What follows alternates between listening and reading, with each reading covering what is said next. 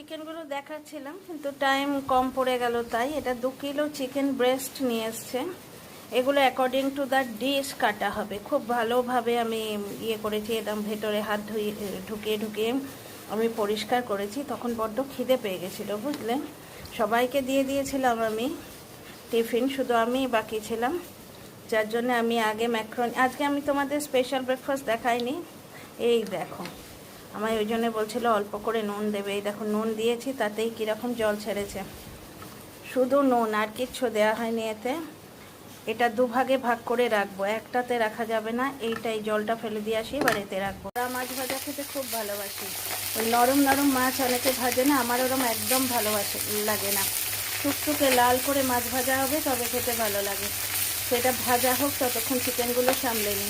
বড় স্টিলের tiffin box আছে বিভিন্ন ধরনের। আপাতত এগুলো ইমিডিয়েট ফ্রিজে তুলি, ডিপ ফ্রিজে, তারপর সেগুলো অ্যারেঞ্জ করে রাখবো। এটা 2 ভাগে ভাগ করে রাখছি।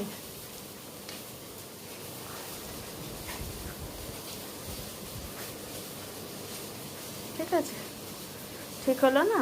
দেখো এখানে মাছ ভাজা হয়ে গেছে, আর ওই দুটো ভাজলেই এই মাছগুলো ভাজা হয়ে যাবে। মানে এই মাছের কোটা শেষ। তারপরে আজকে পাতলা ঝোল করব।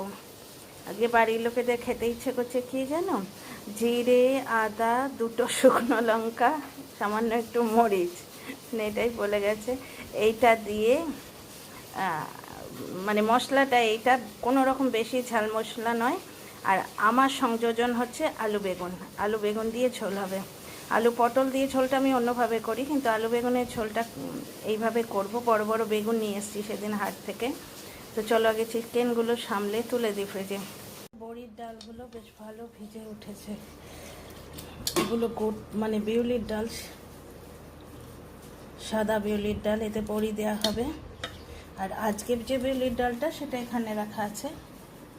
যতই অনেকবার ধুয়ে রেখেছি। এটা ভিজানো আছে, বেশ কিছুক্ষণ ভিজিয়ে রেখেছি। চালটাও এখানে রাখা আছে। তো চলো, হ্যাভ আ হ্যাপি সানডে। রান্নাটা সেরে নিই, তারপর তোমাদের সঙ্গে দেখা হচ্ছে। সবাই খুব ভালো থেকো।